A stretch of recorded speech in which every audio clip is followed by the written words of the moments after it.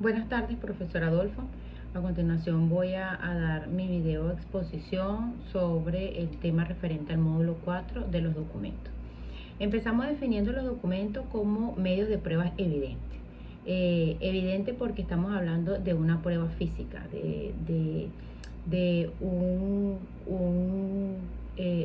una prueba que se puede evidenciar, en donde ocurrieron los hechos y se manifestaron y se manifiestan externamente, ¿no? El Código Civil venezolano lo define en el artículo 1355. Dice textualmente lo siguiente: el instrumento redactado por las partes y contentivo de sus convenciones es solo un hecho, o solo un medio probatorio. Su validez o su nulidad no tiene ninguna influencia sobre la validez del hecho jurídico, porque está destinado a probar, salvo los casos en que el instrumento se requiere como solemnidad del acto.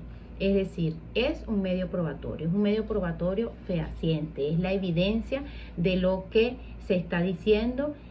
Por eso es un medio probatorio, porque es la evidencia de lo que tenemos para probar lo que estamos diciendo, los hechos que estamos diciendo.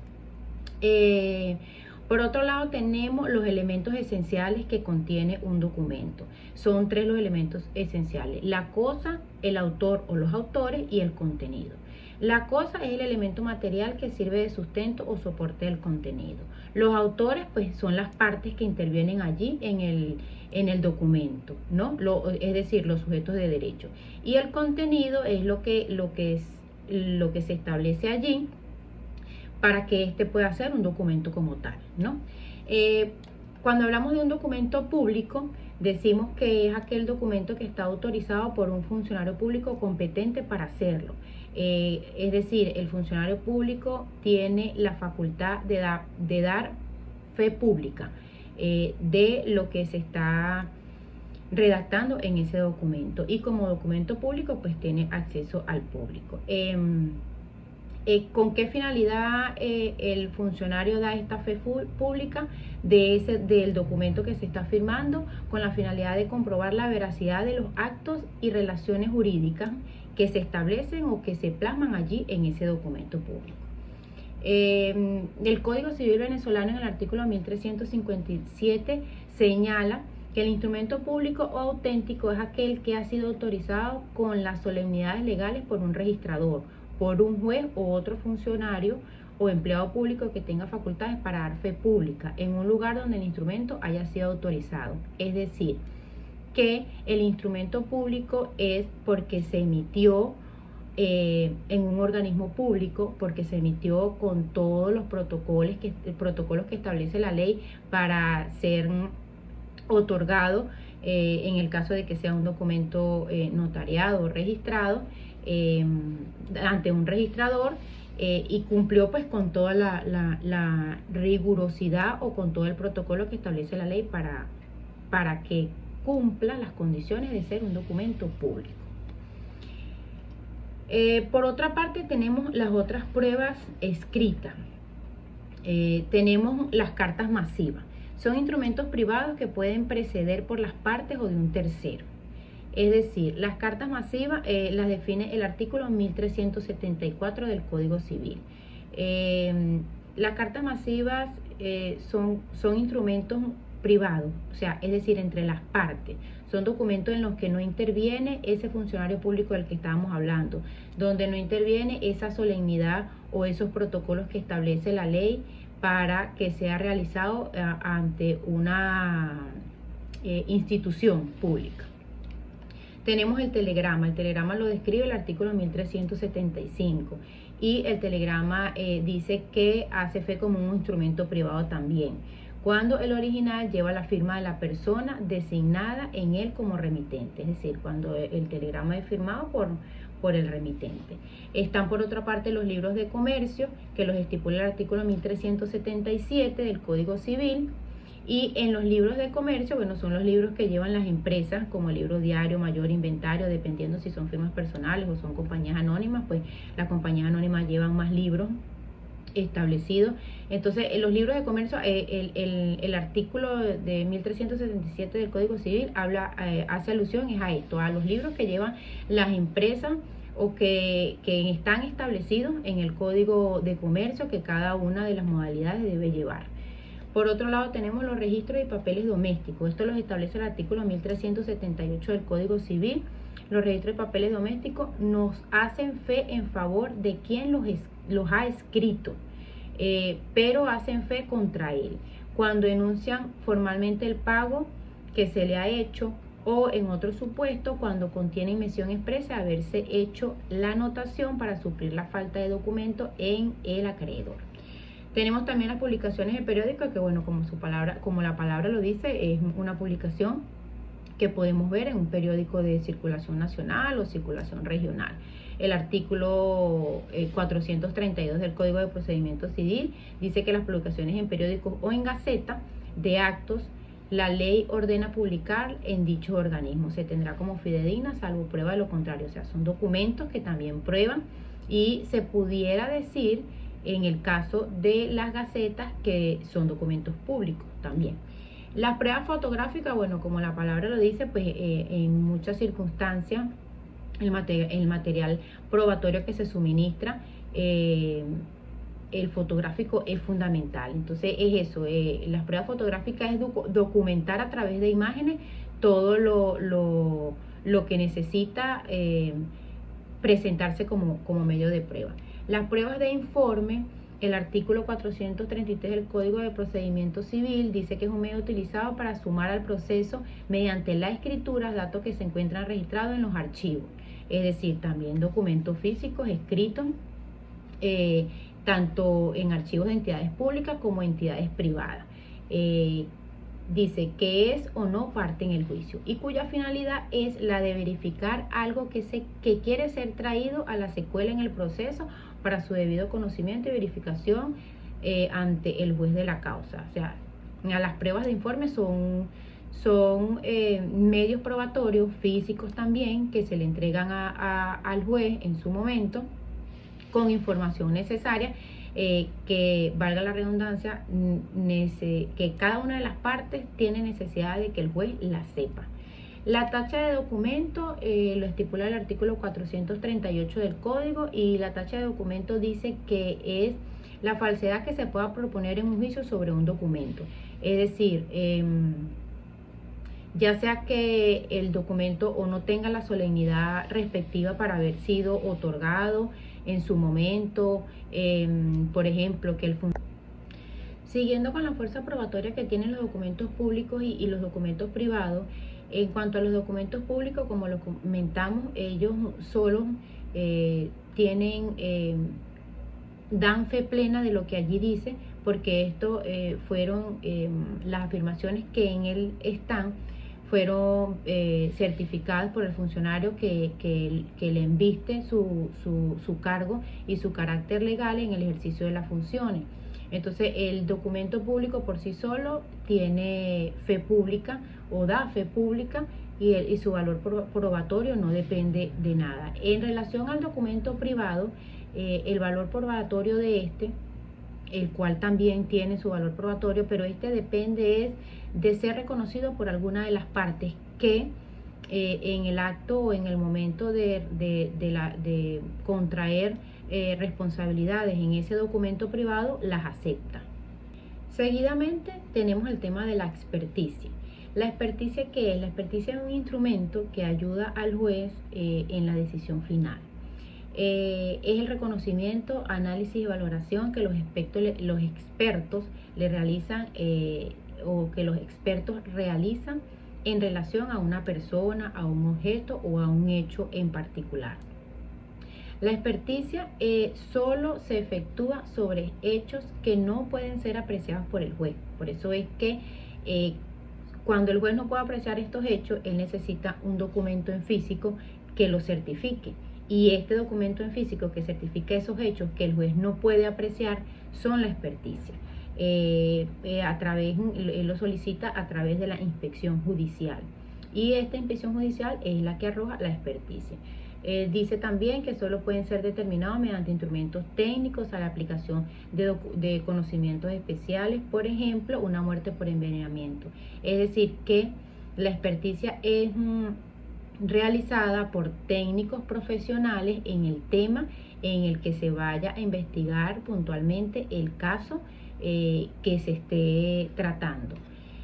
Por otro lado, nos dice que en materia procesal, desde el artículo 451 al 471 del Código de Procedimiento Civil venezolano, pauta que la experticia no se efectuará sino sobre puntos de hecho, cuando lo determine el tribunal de oficio, es decir, el juez es quien solicita hacer la experticia, en los casos permitidos por la ley o a petición de alguna de las partes, ¿no?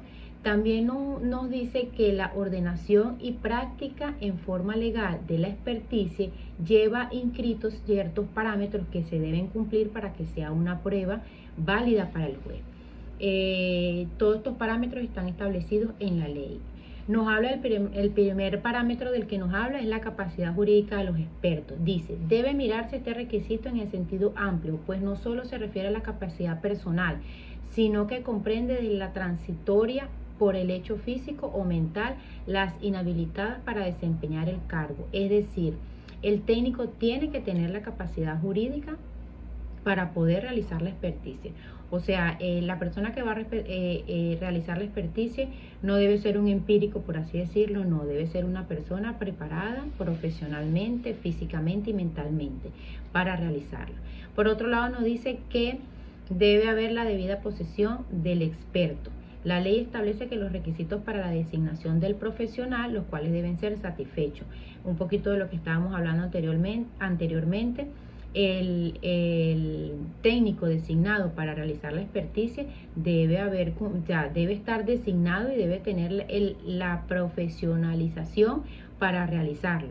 O sea, debe tener cumplido los requisitos establecidos en la ley, ya que si estos requisitos no lo califican a él como un experto para realizar la experticia, esto puede cubrir o puede enlodar la experticia y la puede presentar como viciada, o en algún caso pues que el juez no la convalide. Por otro lado, tenemos la presentación del dictamen en forma legal. Dice, debe seguirse lo pactado por la ley, es decir, lo que estipula el Código Civil. Acá en Venezuela, como dije anteriormente, es el juez quien la solicita por escrito, y esta solicitud debe ir revestida de toda la autenticidad que se refiere al artículo 1425 del Código. Por el otro lado, dice que debe ser un acto lícito y consciente. Dice, la práctica de la prueba y el resultado deben ser motivadas con fundamento en los conocimientos especiales aplicados, lo que significa conciencia en producirlo, de manera que no pueda estar sometido a coacción, violación o cualquier otra forma dolosa como cohecho, soborno, entre otros. ¿De qué nos habla aquí? Que la prueba que se realiza no debe estar coaccionada o no debe tener alguna forma dolosa para haberla conseguido, porque esto lleva también a que la prueba sea de nulidad o a que la experticia sea investida de nulidad, porque el acto debe tener toda la licitud que establece la ley y se debe realizar con los conocimientos especiales y los parámetros determinados. Y por último nos habla que exista licitud en la prueba, es decir, que la prueba realizada no tenga ninguna limitación en la ley para ser realizada, que no violente ningún principio del debido proceso. Ya como último tema o punto en esta defensa, profe, tenemos la inspección judicial. La inspección judicial es un acto que es exclusivo de cumplir del juez que lleva la causa. ¿En qué consiste? En que él como autoridad judicial es quien de manera personal debe verificar o dar el reconocimiento de algunas circunstancias o hechos en el sitio del lugar determinado, con la finalidad de él percibir con su propio sentido lo ocurrido y de esta manera acreditar de una forma directa un acontecimiento. La inspección judicial el juez no la puede encargar en un perito, en un técnico, no, la inspección judicial es exclusiva del juez y así lo establece nuestra legislación procesal.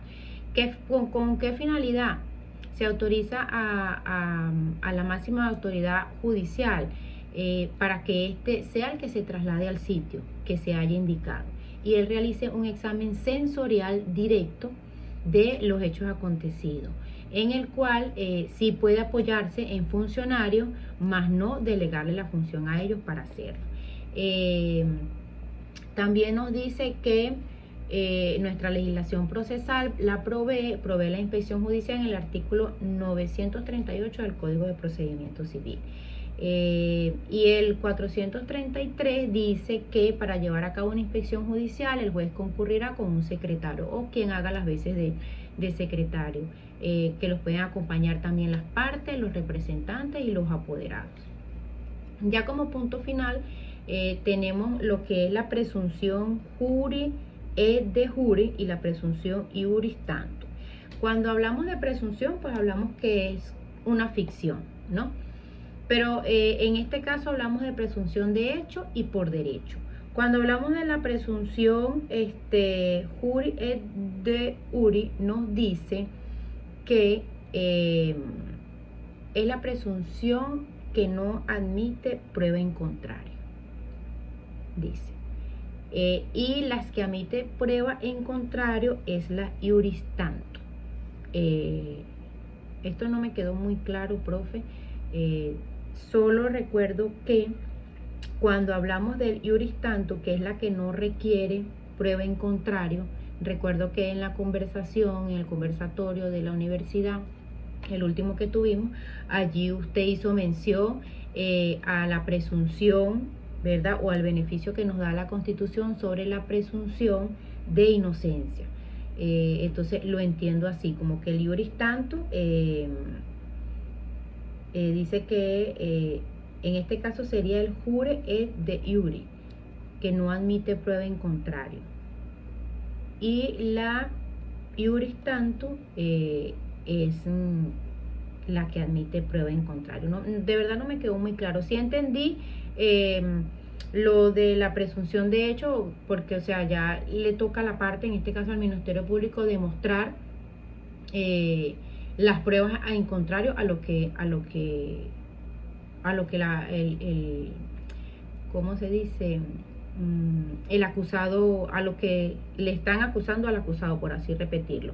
Y por aquí hay otro ejemplo que me habla de estas dos presunciones, me habla el artículo 2 del Código Civil, dice que la ignorancia de la ley no es excusa de su cumplimiento, por lo que se presume el conocimiento de la misma. Entonces creo que estos dos ejemplos me hacen un poquito más claro con el juris tanto. Bueno, profe, espero haber cumplido con las expectativas de la defensa de su proyecto en el último módulo, y de verdad que muchísimas gracias por la atención. Fue una manera, al principio un poco no fácil de trabajar esta repetición de foro, presentación y video, pero ya después sí, de verdad que le agarramos el hilo.